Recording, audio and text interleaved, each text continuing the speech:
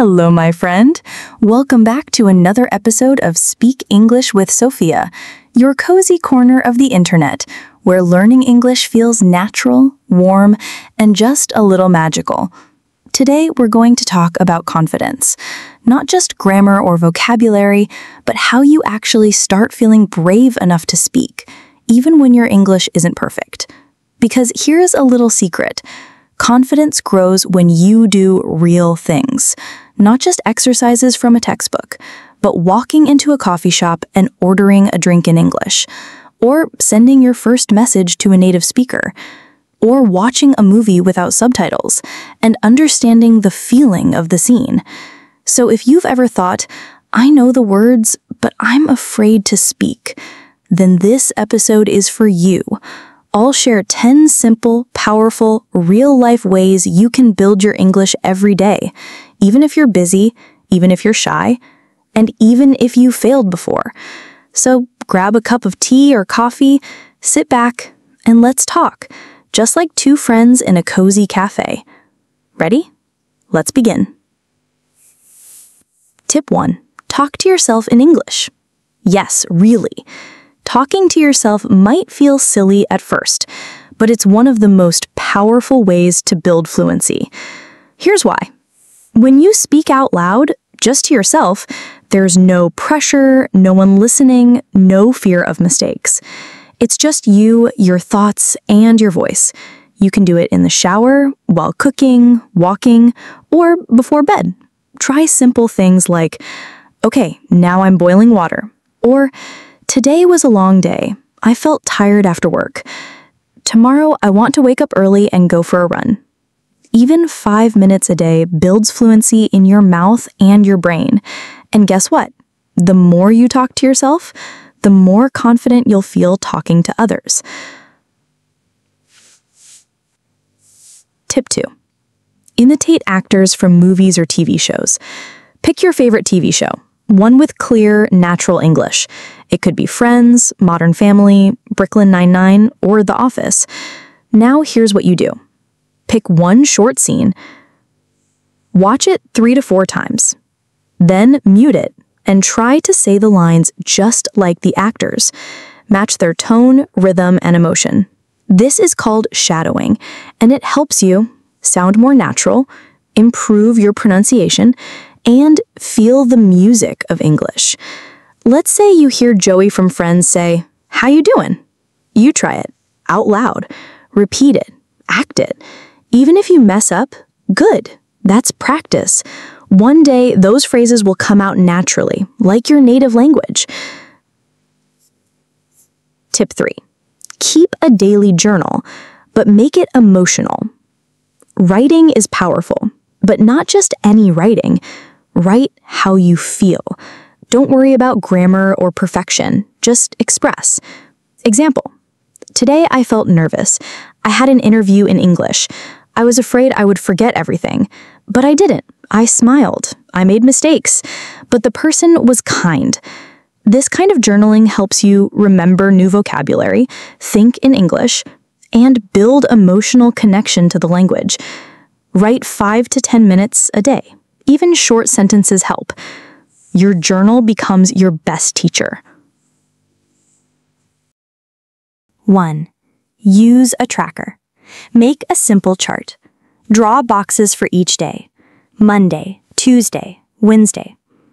After practice, mark a check. When you see your streak, your chain of practice, it makes you want to keep going. 2. Use a timer. Set a 10-minute timer on your phone. Tell yourself, just 10 minutes, that's all. When the timer ends, you can stop, or you may want to keep going. This removes pressure. It makes starting easy. 3. Pick a routine time. Choose a regular time. Morning before work, after dinner, on the train. When you do it at the same time every day, it becomes a habit, like brushing your teeth. You don't ask, should I do it today? You just do it. 4. Make it fun. Don't read boring things. Don't listen to dull grammar rules. Choose topics you like. If you love cooking, read recipes in English. If you like music, sing along to English songs. If you like travel, watch travel videos with English subtitles. Make it fun. Make it yours. And you'll keep going. Part 5. You're already becoming fluent.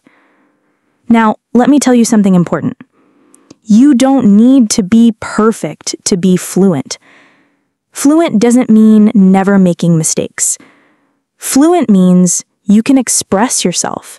You can order food, talk about your day, share your opinion. That's fluency. And every small step takes you closer. Let me give you an example. Imagine someone named Sarah. Sarah is busy. She works full-time, she has a family, but every day she takes 15 minutes to listen to one short podcast, shadow one sentence, write 3 sentences about her day. That's it. And after 3 months, Sarah can speak more freely. She doesn't feel shy anymore. She understands fast English better. Not perfect, but real improvement. Now, imagine what she'll do in 6 months or 1 year. Tip 10. Forgive your mistakes. Always. Last but not least, my friend, mistakes are not your enemy. They are the proof that you are learning. Think of a baby. They fall when they learn to walk. Do we laugh? No, we cheer. Do the same for yourself. If you say, "He go to school yesterday," don't say, "Oh, I'm terrible." Say, "I tried. I'll try again." You're brave every time you speak. Celebrate that. So, my friend, which of these 10 tips will you try this week? You don't need to do them all. Pick one, just one, and start small.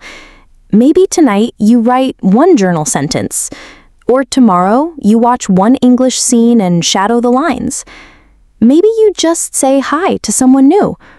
That's real practice. That's a real progress. Thank you for being here with me today. I'm so proud of how far you've come, even if you don't see it yet. You're doing better than you think. If you enjoyed this episode, make sure to follow, leave a kind review, or share it with a friend learning English. And remember, mistakes are okay. Progress is slow, but your dream of speaking English confidently is 100% possible. Until next time, this is Sophia signing off with love. Keep learning. Keep going. You've got this.